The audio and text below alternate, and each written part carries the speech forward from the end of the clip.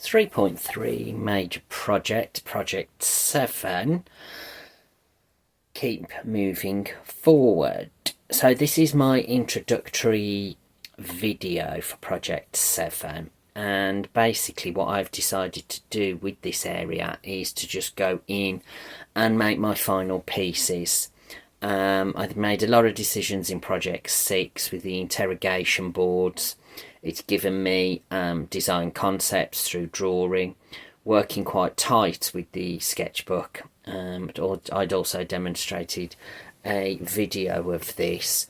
So it was kind of in the course materials really good for the fact that this was the point to kind of push things away and make a collection and a decision of the work that you want to move forward for project 7.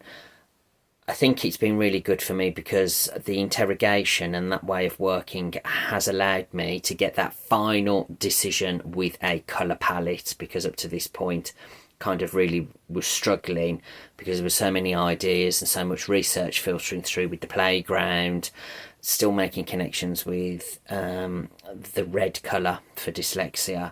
So as it happened, it just kind of happened naturally with the grey and the red theme. But then also as well, once I'd researched that as a description, as a colour palette, it kind of helped me move it forward and kind of feel happy with where I was going.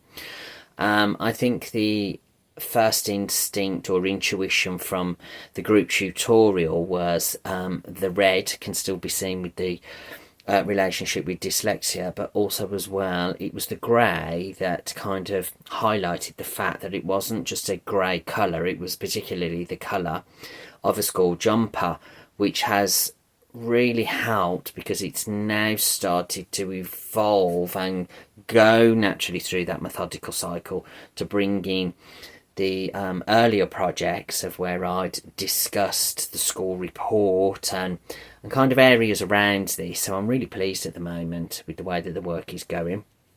I have started the large scale pieces.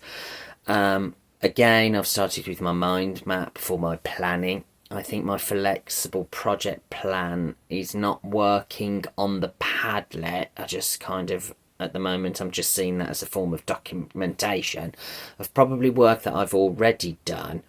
I think sometimes with the project plan you can't kind of foresee what's going to happen because everything keeps evolving and everything keeps changing.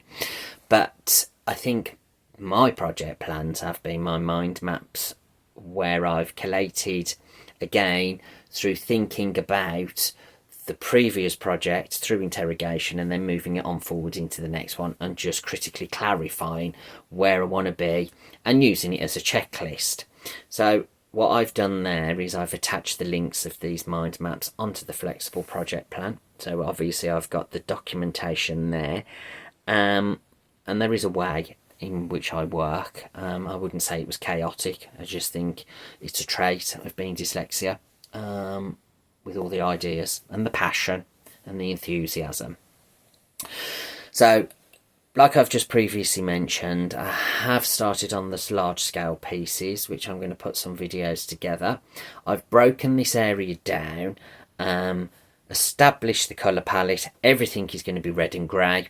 There's going to be lots of texture with knitted techniques. I'm particularly keen to be using the tuck stitch because this enables me to generate texture with the colour palette, but it also enables me to bring in my wearable mixed media, because obviously the concepts of using these pieces as performance pieces is important, because I have to sustain the durability of the pieces. And also as well, I feel that probably what has filtered through is the interrogation of research. The armour theme is still continues. There are elements, I suppose, of the armour jacket from Vivienne Westwood.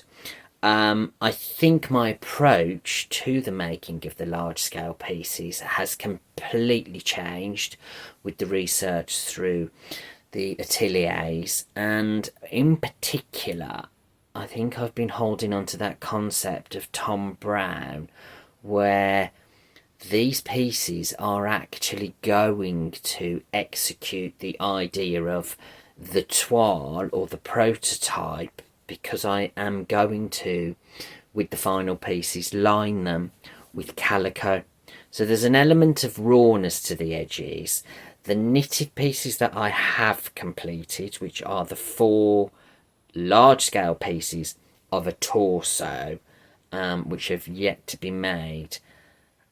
And I think this is down to my experience now with the knitting. I would say that they are particularly very well made.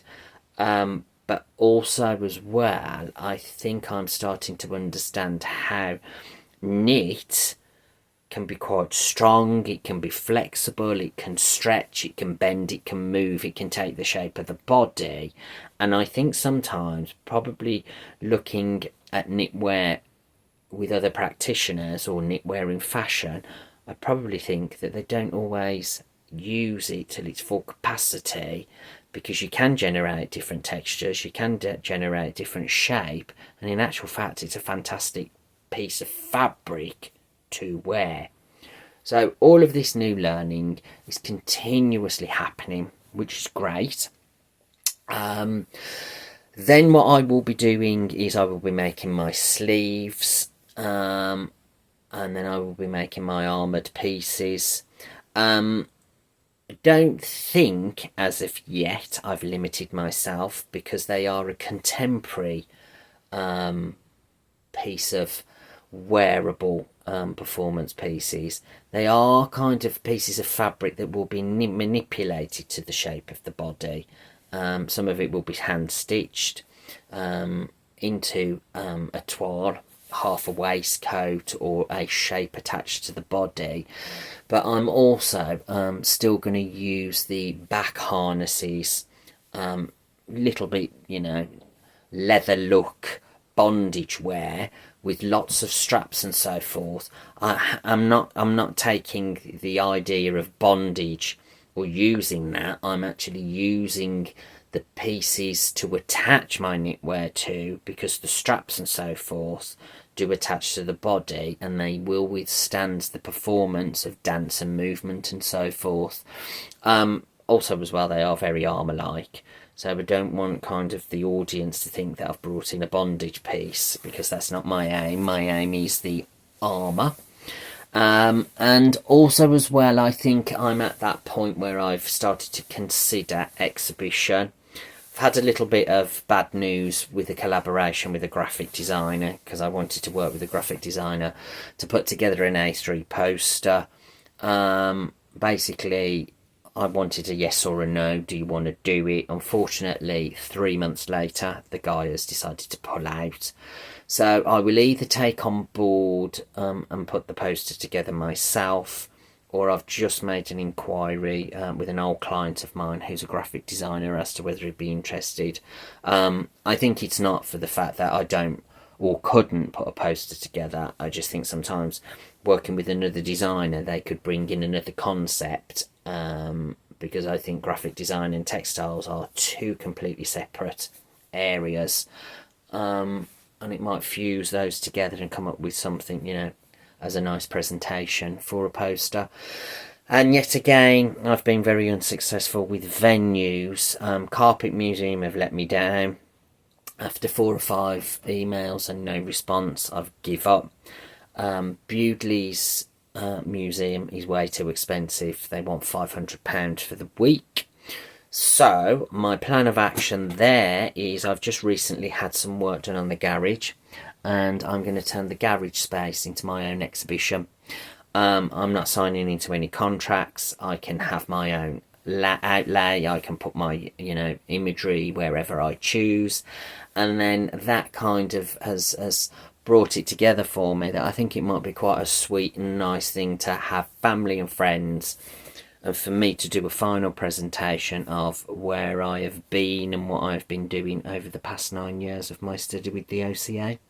So all in all, Project 7, I don't think it's going to be kind of packed with lots of research and information on the Padlets and the blog.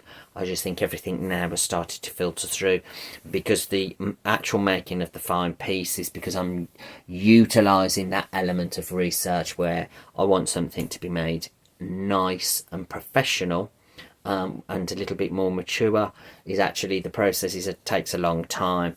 So I've pulled back and given everything a good strong direction.